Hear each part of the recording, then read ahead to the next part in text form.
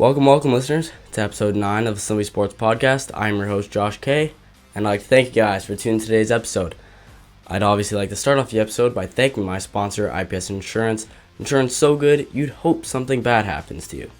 I'd then like to thank you guys for supporting the show in any way that you can. I am so excited this week to share with you the episode that I have created. My guest is very special, someone I've been watching interview athletes, anchor on Sportsnet Central, and report many things in sports over the last many years. I invited Carolyn Cameron on the show, who has a lot to talk about, her experiences through these crazy times in COVID in sports, as well as her insight into what the future in sports is going to look like. And that should be really interesting. I hope that my crazy level of excitement for this episode will motivate you guys to watch it and hopefully share with as many people as you can. And I hope that you do, because I really think this episode is going to be great. But without further ado, let's get Carolyn in here.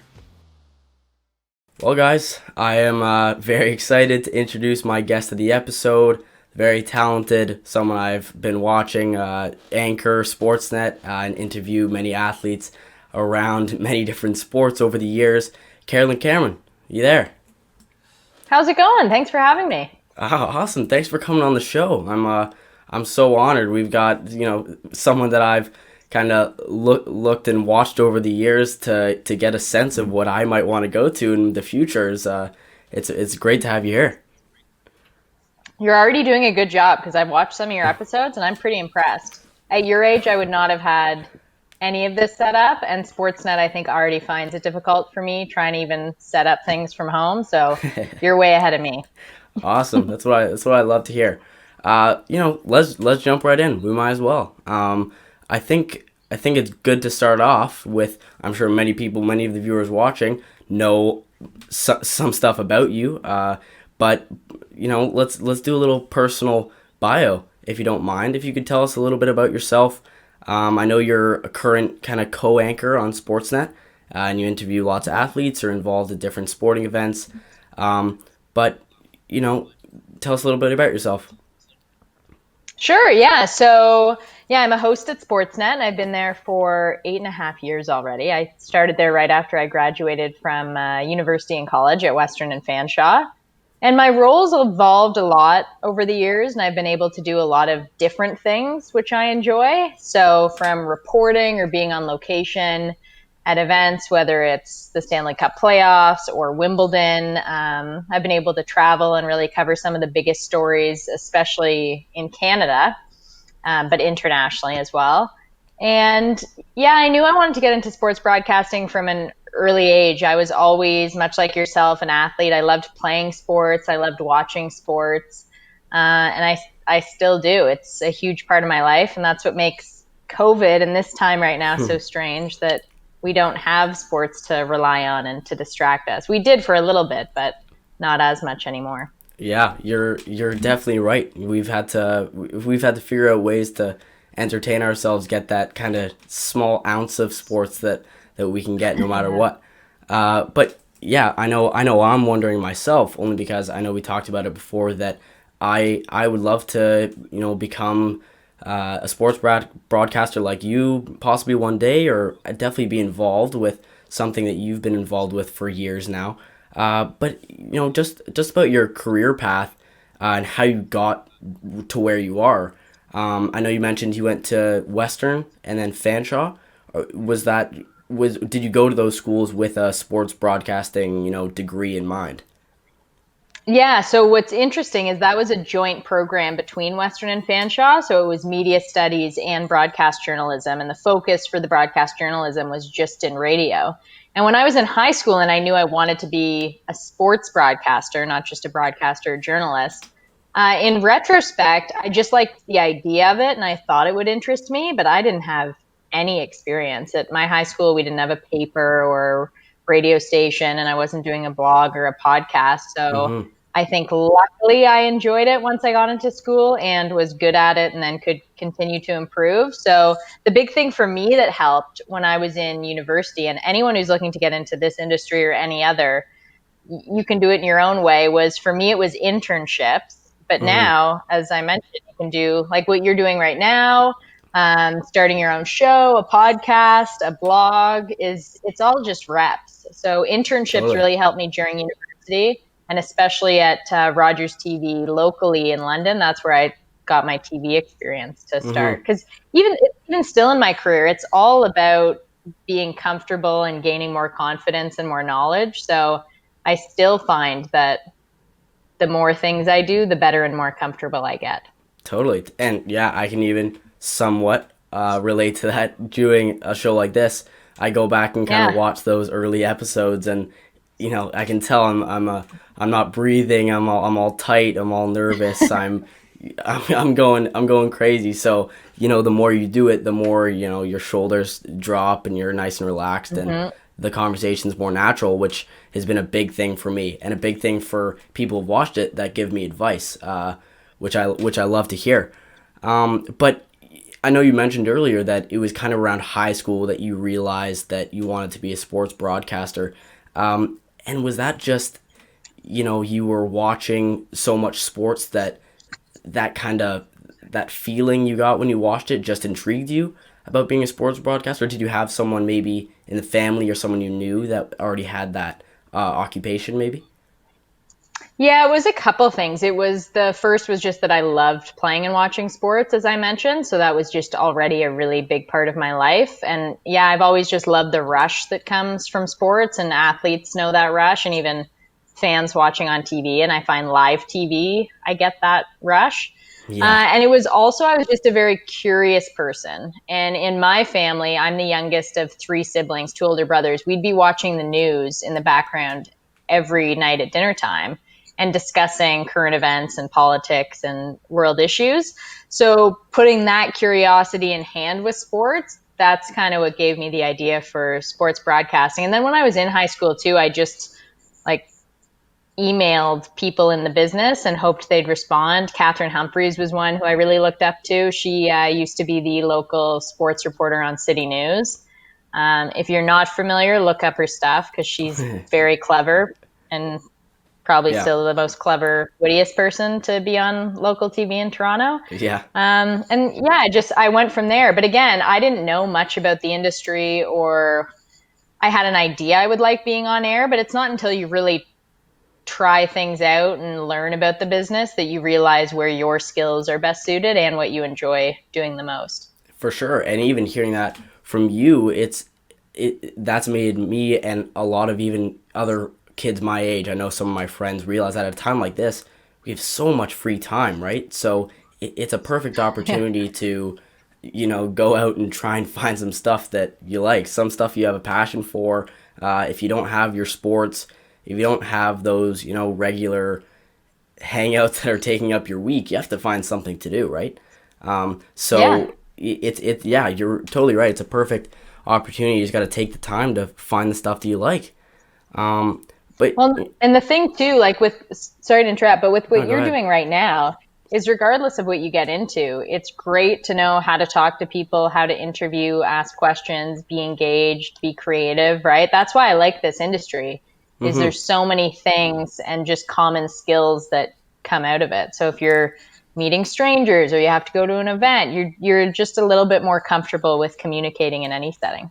Totally. And I even have so many conversations with people that ask me, what are your goals with this show as an Yeah. example, right? And I always tell them, I think anyone starting their own YouTube channel, their own blog, anything like that, I think their ultimate goal would always be that it becomes super popular, right? It's pretty safe to assume. But it then the next question is, well, what's the lowest goal? What's the worst case that could come out of it? And for me, which I love about doing this, is the worst case is I learned some great skills about getting comfortable in front of a camera, and I have something great to put on my resume.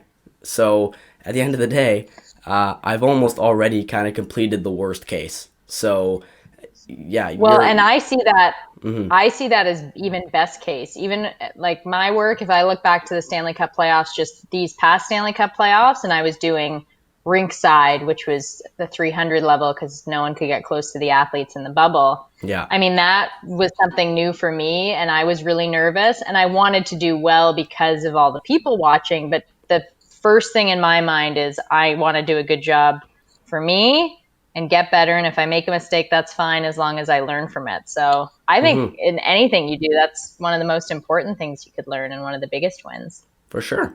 And let's get into this here. Obviously, I know you know a ton about sports. You've been involved with it so many years. Really getting like that live perspective, seeing sports grow, seeing sports change. Nowadays, the media, the fans, sports can change like that, right? So, I think recently, especially during COVID, we've seen evidence of sports really starting to grow and increase on the topic of fans and popularity, and some starting to decrease, actually go on a decline with people watching and the viewers. I know, for example, the NBA Finals were like a record low of fans watching, right? I don't know the exact numbers, but I know it was pretty big. It was a big conversation to be had. So I'd like to get your opinion on seeing it firsthand. What do you think some of the factors are that make certain sports grow in fan bases compared to others? And I know you're big in hockey and tennis. So what have those sports been doing to try and grow their fan bases? I think especially right now, and we've even learned it in the past 9 months with COVID, is that people want to feel connected to the sports they're watching. It's not as simple as just turning on the TV you watch and you turn it off. I mean, you're always literally connected through social media, through your phones to what your favorite athletes are up to and favorite leagues. And people just want to know more. And that can be good and bad. I mean, it can mean sometimes we're a little oversaturated with news that's not necessarily important and more clickbait, which we see across all news. Mm-hmm. But it also opportunity for marketing and to get to know the athletes and leagues better, and for those athletes and leagues to stand for something. And that's what we saw with the NBA in For Black sure. Lives Matter Yeah. and pushing social justice. It's also even what we saw with COVID that there was a survey done, fans wanted to ensure that the athletes and the community surrounding the league, when the NHL rather did the bubble, were safe in Mm-hmm. order to watch. So people care. And I think that's where we need to think of the way we're marketing and reaching out to our viewers a little bit differently. It's not just about exchanging money, it's about connecting. Mm-hmm. And it's very easy to do it well and poorly. Yeah, and yeah, just like you said, I know me as a fan, I've loved watching sports over the years from a really young age. I've become pretty big basketball fan more than anything else, to be honest. I've always watched tennis. My family's a huge tennis racket sports family, and we're big hockey people as well. And for me personally, I can really realize when money becomes too much of a factor, when sports kind of tend to care about money too much rather than the fans or the actual aspect of that connection between the athletes and the people watching. And especially during COVID, it's so huge because there's no fans, right? All these virtual fans and all these people that are watching from home but aren't there experiencing it with you. There needs to be that sort of connection.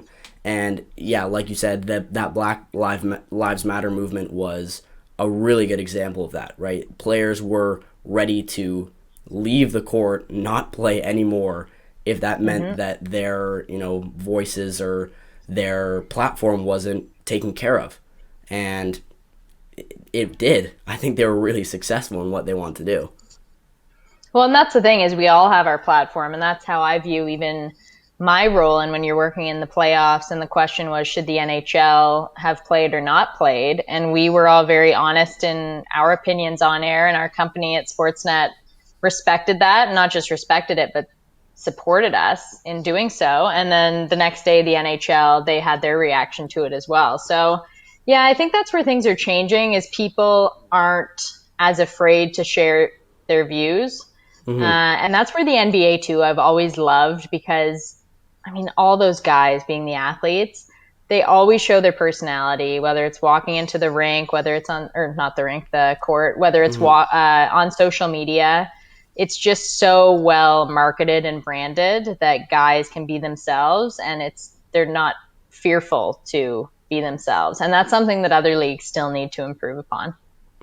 Yeah, and like you just mentioned, we all witnessed, especially I think the NBA and NHL more than others. I know the NFL is not doing a bubble. The MLB was pretty successful as well. They just finished their season, but this idea of the sport bubbles was a great idea. It was very successful between all of the sports.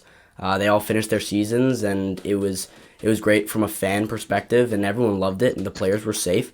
But over the past months, is it correct that you actually spent some time in the NHL bubble? Yeah, kind of. So I was one of the few people who could enter and exit the bubble in Toronto. So what that meant is all the players were on the lower level and in the locker rooms, and the people like me who came in and out, we had to go through health screening every day and security, obviously, but we stayed at the 300 level. So I was interviewing the players every day, but I had a headset on and they were listening to me and talking to me through a speaker and through a phone. So it was pretty interesting and weird because I was one of very few people watching the games from Toronto. So it felt very much like a morning skate where the building's empty. And if you were looking down at your notes or your phone and you looked up, all of a sudden you realized that they started playing again. So Yeah. it was strange, but the NHL did a very good job. Yeah. And they followed the NBA. And that's what also helped is the NBA was going through it first and they could see, okay, what's working, what's not. The tricky thing with the bubbles, as you've heard from players since, is they're in there for a couple months, if not a bit longer. So mentally, it was exhausting from what I've heard speaking to them. Yeah, but it worked. And exactly, that's the problem is if it works, it works. But then bring back what we were just talking about is are these NBA franchises willing to lose some money if they're not going to be able to get fans, right? They've come out multiple times now. I've been seeing some news that they want fans, right? They want, no matter what, when they start, they want fans in those stadiums. And I know NFL's doing it to a certain extent. They're not doing packed, full, sold-out stadiums, but they are still having fans. And if the NBA and the NHL do that, trying to play full 72-game seasons, I think that's going to be tough. But once again, the players I just don't think would be able to go for another bubble season if that meant they weren't going to be with their families or have to stay there for a much longer period of time. Well, and that's the thing for the NHL right now and for all leagues is that it's out of their hands, especially if it's an international league such as the NBA and the NHL and MLB, where Canada has 7 Canadian teams in the NHL. And right now the border's closed. So you're not going to be able to travel those teams, but you also don't need to bubble teams in the States. So will we see a Canadian division for the upcoming season? Quite possibly. And that's where even things like even things right now like the election is everything is in motion. Where depending on what happens between the States and Canada and COVID, most notably in the next few months, will dictate how the seasons play out. And that's how it was entering the bubble too. COVID's in charge, not any of the commissioners. Yeah, totally. And lastly here, I know that viewers are watching this that know you, that have seen you, you've been to some pretty big events, Wimbledon and the NHL playoffs, and these are some big names, big platforms with all the fans. It's pretty crazy. It's pretty cool for me to even imagine being in your position with some of the people you must have been able to have a conversation with. But, if you could maybe get a little specific, I was wondering if there's maybe like a cool story or even just specific moment or interview that you could talk to us about that really kind of impacted you in a way or that, set themselves apart from the others. You know what? One of my favorite interviews actually happened when I was in university and I was a student, and it was the Vancouver 2010 Olympics, and I was in London, Ontario at Western and Fanshawe. And Christine Nesbitt, very successful Canadian speed skater, was competing. And her longtime coach was a man named Jerry Boss, who lived in London. And I went and did a feature on him, a radio interview, and he invited me into his home. And it was a nice, modest home in London. And the place was just packed with newspaper clippings, hats from Olympics, medals, you name it, pictures from his career as a coach and Christine Nesbitt. And I was able to watch some of the Olympics with him. And that was really special because I felt those are the stories I like because it's the people behind the scenes, or rather the people who don't get the attention and the spotlight. And it was really neat sharing that with him. I've always enjoyed stories like that. I've always really enjoyed interviewing Serena Williams, who I've been able to interview over the years. For sure. And it's always interesting when you get to, not that I know her well by any means, but once you've interviewed someone and you've reached that respect level, it's interesting interviewing them as the years go on and as things evolve. And I've also always loved interviewing Canadian athletes, like covering Bianca Andreescu at the US Open last year, having followed her career since she was 14, 15, which wasn't that long ago. Yeah. That was really cool because you get to know these people and you root for them, and it's neat seeing their careers progress and their dreams literally come true. Yeah, that being a perfect example, like you said, you've been following her for years, right in front of your eyes. So young. She's been dreaming of this since she was 10, 9 years old, and it fully comes true, right? And that's what so many people can even relate to when they're watching those interviews. Is those moments are so natural, right? Like these. They can't get more special for these players in those moments because they're just so in shock, right? The only thing they can think of is how grateful they are and how, I can't believe this is even real life. I remember watching that at my club here in Toronto, like the BNR, and just everyone there so excited. She beat Serena Williams, like you were just saying. And it was just so awesome, right? And I had barely watched her. I barely knew anything about her. But since that, you kind of have that Canadian connection. She's in the U.S. Open representing Canada in the finals. It's just a big deal, right? So even if you don't know her, you kind of want to get involved with that, whole fan base, get on the bandwagon a little. And in those moments too, in terms of just interviewing and broadcasting, is the enjoyment comes out of the moment for the person.